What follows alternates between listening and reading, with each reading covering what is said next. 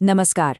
आज की इस बेहद खास चर्चा में हम भारी इंजीनियरिंग और जियोपॉलिटिक्स की दुनिया में हुए एक ऐसे ऐतिहासिक बदलाव को डिकोड करने वाले हैं जिसने पूरी ग्लोबल सप्लाई चेन को ही पलट कर रख दिया है। ये कहानी सिर्फ कुछ लोहे की विशाल मशीनों की नहीं है। ये कूटनीति, इंजीनियरिंग के एक बहुत बड़े चमत्कार और आत्मनिर्भरता की एक नई लहर की कहानी है। चलिए इस सफर पर चलते हैं और देखते हैं कि कैसे एक बड़ी कूटनीतिक रुकावट को एक विशाल औद्योगिक अवसर में बदल दिया गया। इस पूरी कहानी की शुरुआत होती है एक बेहद ही दिलचस्प जगह से, दिल्ली मेट्रो। जी हाँ, आज से ठीक 1.5 साल पहले दिल्ली मेट्रो के अंदर एक बहुत ही अहम और कह सकते हैं कि थोड़ी तनावपूर्ण कूटनीतिक मुलाकात हुई थी। भारत के वाणिज्य मंत्री पीयूष गोयल और जर्मनी के तत्कालीन वाइस चांसलर रॉबर्ट हैबक एक साथ सफर कर रहे थे। उसी दौरान भारत ने बहुत कड़े शब्दों में एक चिंता जाहिर की। दिक्कत ये थी कि जो टनल बोरिंग मशीनों की जर्मन तकनीक है वो चीन के पास जा चुकी थी और चीन जानबूझकर उस तकनीक को भारत तक पहुंचने से रोक रहा था। ये हमारे इंफ्रास्ट्रक्चर के लिए कोई छोटी मोटी रुकावट नहीं थी, बल्कि एक बहुत बड़ा ब्लॉक था और भारत ने साफ कर दिया था कि इसका समाधान हमें जल्द से जल्द चाहिए। चलिए इसे थोड़ा और गहराई से समझते हैं। पिछले 1.5 साल के घटनाक्रम पर अगर हम नजर डालें तो चीजें अविश्वसनीय गति से बदली हैं। शुरुआत में वो दिल्ली मेट्रो वाली मुलाकात हुई।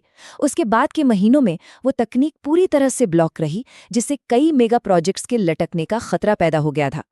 लेकिन फिर आता है आज का दिन, जब भारत ने अपनी खुद की स्वदेशी टनल बोरिंग मशीन अर्जुन को दुनिया के सामने पेश कर दिया है। सप्लाई चेन की इतनी बड़ी बाधा से लेकर पूरी तरह से आत्मनिर्भर समाधान तैयार करने तक का ये सफर वाकई कमाल का है। ये जो बदलाव हम देख रहे हैं ना, ये केवल एक मशीन का नहीं बल्कि पूरी सोच का बदलाव है। जब कोई देश किसी अहम तकनीक के लिए किसी तीसरे पक्ष पर निर्भर होता है तो सप्लाई चेन में रुकावटें आना लगभग तय होता है।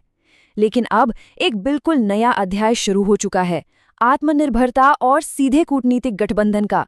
ये पुरानी अवरुद्ध व्यवस्था को तोड़कर एक नए इनोवेशन की तरफ बढ़ने का एकदम सटीक उदाहरण है।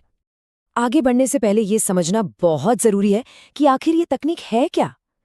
टनल बोरिंग मशीन या टीबीएम ये कोई साधारण मशीनें नहीं होती। ये जमीन के नीचे गोल सुरंगें खोदने वाले विशालकाय और बेहद ही सटीक इंजीनियरिंग चमत्कार हैं। चाहे मेट्रो सिस्टम बनाना हो, जमीन के नीचे से हाईवे निकालना हो या फिर पानी के बड़े प्रोजेक्ट्स हों, इन सभी के लिए टीबीएम की जरूरत होती ही है। सच कहे तो इनके बिना आधुनिक शहरों का विकास संभव ही नहीं है। भाग 1, मिलिए अर्जुन से, इंजीनियरिंग का एक असली चमत्कार। भारत ने अपनी पहली आंशिक रूप से स्थानीयकृत टनल बोरिंग मशीन का अनावरण कर दिया है और ये औद्योगिक संप्रभुता की दिशा में एक बहुत ही बड़ा ऐतिहासिक कदम है। जरा अर्जुन के इस विशाल आकार की कल्पना कीजिए। इसका डायमीटर 15.62 मीटर है। ये कोई आम मशीन नहीं है, बल्कि एक भीमकाय संरचना है। सोचिए, एक 5 मंजिला इमारत जितनी चौड़ी मशीन जमीन के अंदर खुदाई कर रही है। इतनी बड़ी मशीनों का इस्तेमाल मुंबई के वर्सोवा दहीसर लिंक रोड जैसे भारी भरकम प्रोजेक्ट्स के लिए किया जाता है, जहां जमीन के नीचे विशालकाय सुरंगें बनाई जानी हैं। और ये इस बात को बहुत ही शानदार तरीके से दर्शाता है कि कैसे एक मजबूत रणनीतिक गठबंधन पुरानी बाधाओं को पार कर सकता है। इस स्वदेशी समाधान के पीछे एक जबरदस्त टीम वर्क है। एक तरफ भारत की जानी मानी कंपनी मेगा इंजीनियरिंग यानी MEIL है, जो स्थानीय निर्माण और असेंबली का काम संभाल रही है। वहीं दूसरी तरफ टीबीएम की दुनिया में सबसे बड़ा नाम मानी जाने वाली जर्मन कंपनी हेरिंचनेच है, जो अपनी विश्व स्तरीय तकनीक और पुर्जे दे रही है। इन दोनों ने मिलकर उस पुरानी ब्लॉक हो चुकी सप्लाई चेन को हमेशा के लिए किनारे कर दिया है। ये पूरी कूटनीतिक जीत सिर्फ कागजों पर नहीं है, बल्कि जमीनी स्तर पर हमारे रोजमर्रा के जीवन को बदल रही है। चाहे दिल्ली और चेन्नई मेट्रो का विस्तार हो, मुंबई का कोस्टल रोड प्रोजेक्ट हो या फिर हिमालय के पहाड़ों को चीरकर बनाए जा रहे जटिल सुरंगों के नेटवर्क हों, ये मशीनें भारत के शहरी विकास को एक बिल्कुल नया रूप दे रही हैं। जमीन के नीचे दिन रात काम कर रहे ये भीमकाय ढांचे हमारे आधुनिक बुनियादी ढांचे की एक नई इबारत लिख रहे हैं। भाग 2, चेन्नई नया ग्लोबल मैन्युफैक्चरिंग हब। जो तकनीक कभी हम आयात करते थे, अब उसके लिए यहीं एक पूरा इकोसिस्टम तैयार हो रहा है। उत्तरी चेन्नई में एक नया मेगा प्लांट स्थापित किया जा रहा है। 12.5 एकड़ में फैली ये विशाल फैसिलिटी न केवल भारत का सबसे बड़ा टीबीएम मैन्युफैक्चरिंग प्लांट होगी, बल्कि ये यूरोप के बाहर दुनिया की सबसे एडवांस्ड फैसिलिटी बनने जा रही है। इसका सीधा सा मतलब ये है कि निर्माण की जो उच्चतम गुणवत्ता पहले सिर्फ यूरोप तक ही सीमित मानी जाती थी, वो अब सीधे भारत में मौजूद होगी। अब यहाँ एक बहुत ही अहम सवाल उठता है, इस बड़े बदलाव का वैश्विक बाजार के लिए क्या मतलब है? बात अब सिर्फ अपने देश में बुनियादी ढांचा बनाने की नहीं रह गई है। ये एक ऐसा कदम है जो ग्लोबल इकोनॉमिक डोमिनेंस यानी वैश्विक आर्थिक दबदबे की दिशा में एक बहुत बड़ी छलांग साबित होने वाला है।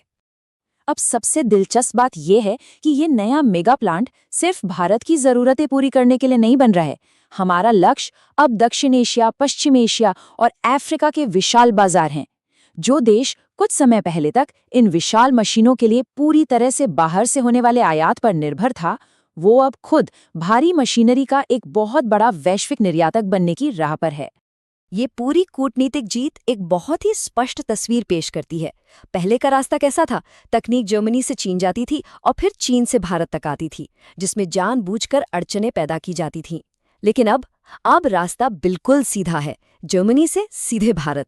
इस एक बदलाव ने बीच की सारी रुकावटों को हटा दिया है और एक बेहद सुरक्षित और सुव्यवस्थित तकनीक हस्तांतरण स्थापित कर दिया है। अंत में ये एक बहुत ही गहराई से सोचने वाली बात है। कैसे सप्लाई चेन की एक बड़ी रुकावट एक विशाल औद्योगिक और निर्यात साम्राज्य की शुरुआत का कारण बन सकती है। जब एक चुनौती को इस तरह से अवसर में बदला जाता है, तो सिर्फ एक मशीन का निर्माण नहीं होता, बल्कि भू राजनीति के पूरे समीकरण ही बदल जाते हैं। भारत की ये छलांग भविष्य के मेगा प्रोजेक्ट्स की दिशा तय कर रही है। इस दिलचस्प चर्चा में हमारे साथ जुड़े रहने के लिए बहुत बहुत धन्यवाद।